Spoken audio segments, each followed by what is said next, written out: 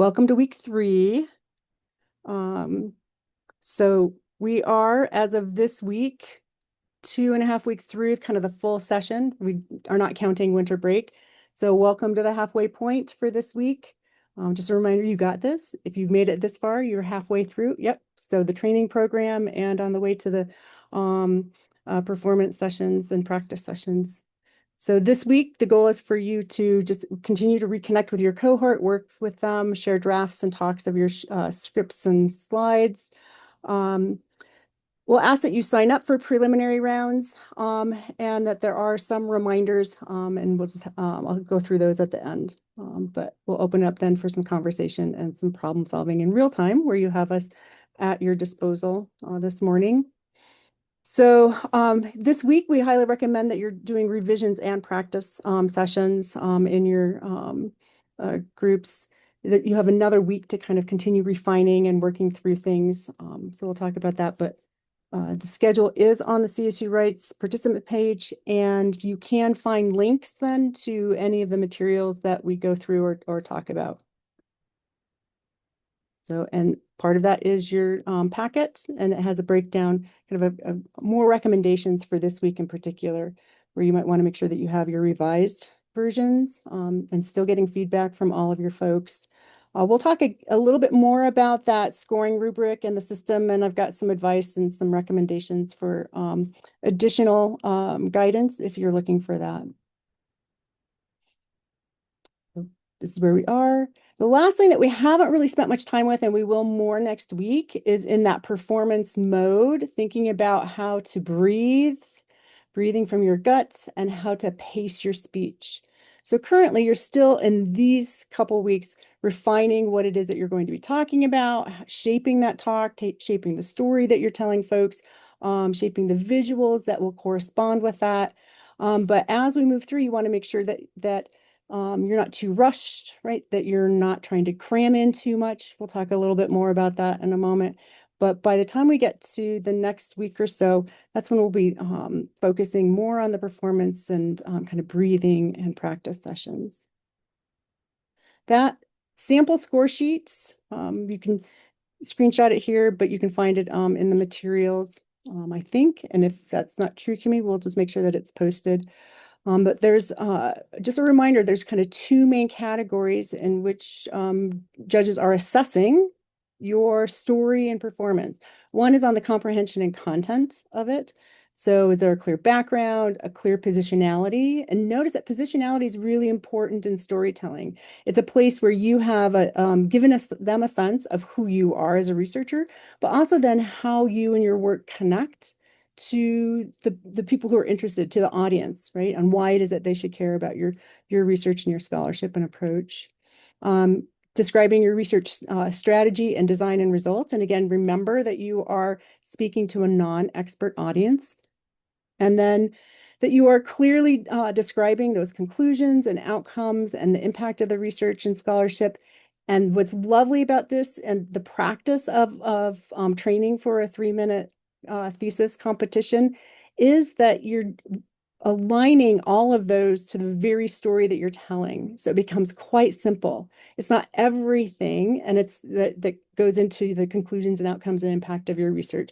You can't tell us in 3 minutes everything that you're working on in great detail. But what you can do is you can kind of pull through the story that you're telling of the particular area of your research and how you've shaped that story.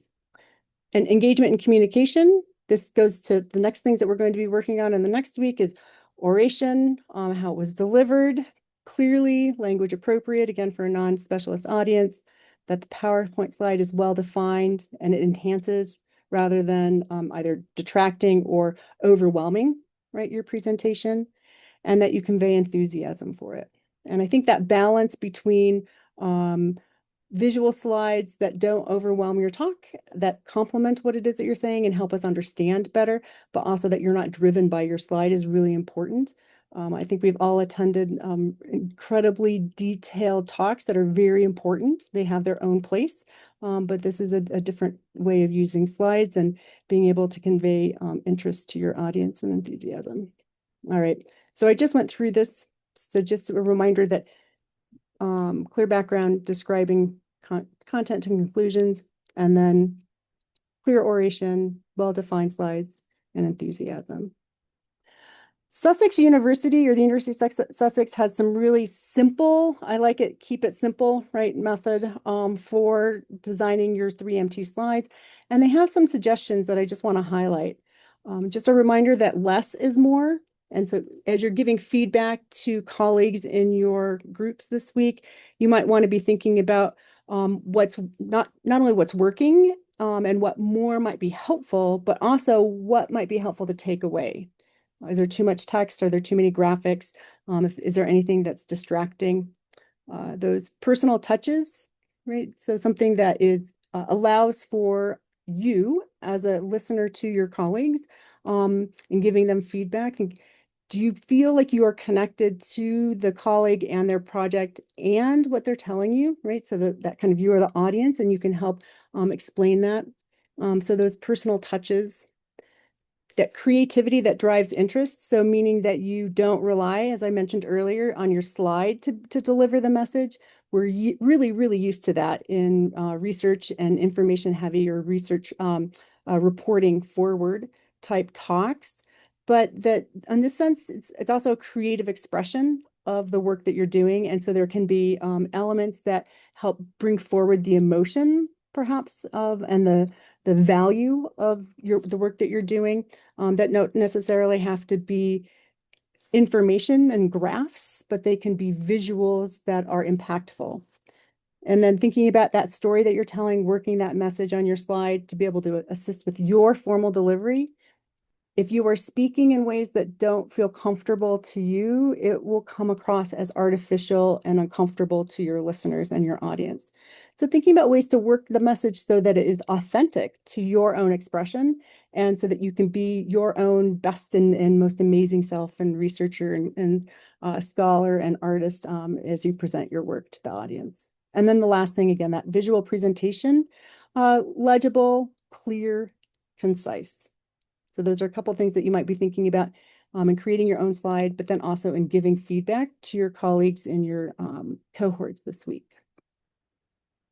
I don't know why I did this. I make it always bigger so that you can see. And then I've already talked about it on the prior slide. Here's a larger visual of the same information that I just covered.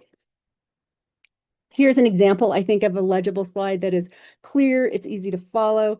It also describes and follows the storyline of a presenter, and you can tell that as a visual on its own. You don't actually need to hear this person's slide in order to be able to understand what they're talking about in terms of oranges versus crude oil, and can we reduce the use of crude oil by using plants, and thinking about where we are now and how it is that we use crude oil, what this person's research is about with plants and being able to reduce our reliance on crude oil and what that might look like in the future. And you can just imagine through this slide that there's a talk that follows that. This is for a project that has a kind of linear progression. Not all of you will have projects that are linear, and not all of you will have projects that are data-driven or be science-driven, right? In the same way, or experimental.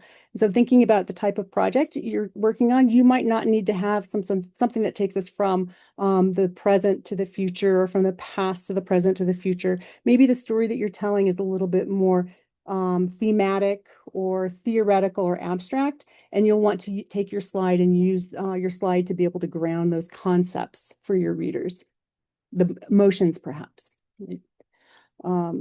This is an image of Bailey Wade at the state competition, and I do believe that we're having the state competition in the very same room, same place. It's usually held at Metro State, run by Inga Weffes, who's the vice president of graduate affairs or something like that for Metro. And it's a lovely room, but you can see the kind of the stage space that you have for presenting. And notice here that on Bailey's slide, she too follows a kind of 3-part series.